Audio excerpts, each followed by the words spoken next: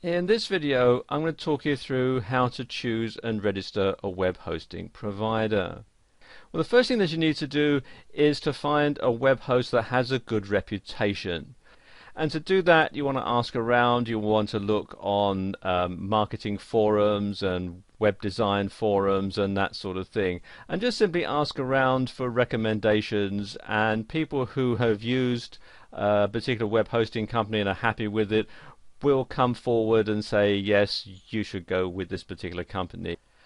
And the next thing, which relates to the first one really, is how reliable your web hosting company is. And then you want to see what the web hosting company offers. Do they just have sort of bog standard web hosting, or do they offer other things as well? Do they offer cPanel and Fantastico, for example? Will they let you run PHP scripts and host MySQL databases?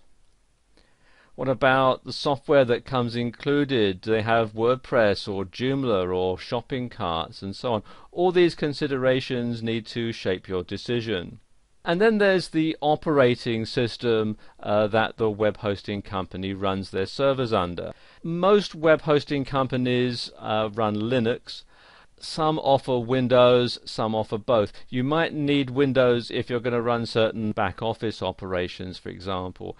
And then there's the scalability issue with your hosting company. Are they going to be there to let you grow your website as your business grows? And then there's the price. And whilst nobody really wants to pay more than they have to, when it comes to web hosting, you get what you pay for. And if it seems too good to be true, it probably is too good to be true. And that's all I think I really need to say on that subject. And then there's the customer support that your web hosting company offers.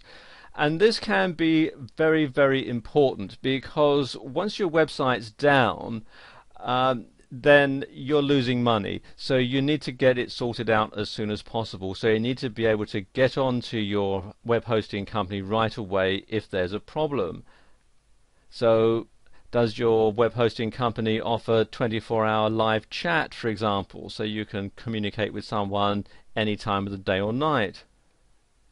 Do they have a toll-free number so that you can call them and speak to a real person and sort out the issue?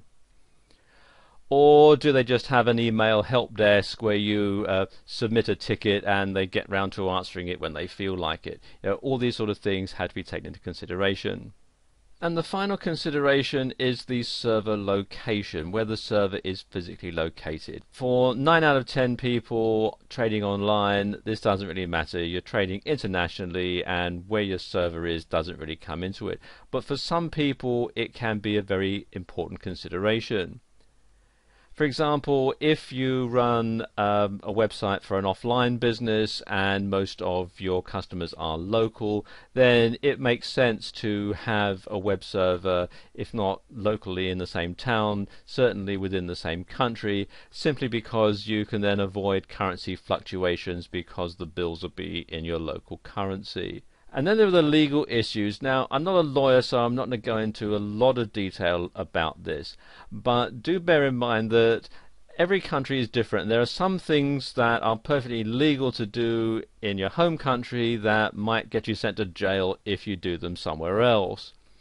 Now, if you have your web hosting in a different country to the one where you live or where your business is based, you need to make sure that your website complies with the laws in both countries. Now, for most people, this isn't an issue at all. But if your website is on what might be considered a contentious subject, for example, you have an online gaming site or an adult website, or you sell products that are regulated like alcohol or pharmaceuticals, or even if you're selling a product that's based on public domain content, copyright laws are different in different countries. So you have to take these into consideration. So if you are in any doubt as to whether the legality of what you're doing in the country where your website is hosted is different from what you are at home, then the best thing to do is to have a web host in your home country, and you could even go so far as to have your domain registration and credit card processing all in your same country as well,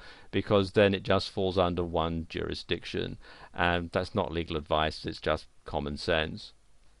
And the final consideration is if you have your own server and you're just renting the rack space, then obviously you want to make sure that the data center isn't all that far away, so that if there is a problem you can get in your car and go down and sort it, or get your engineer to go down and sort it.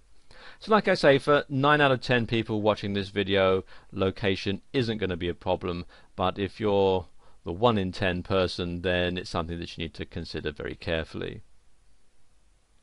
Now, one company that has an excellent reputation and ticks a lot of the other boxes as well is HostGator, which you'll find here at hostgator.com.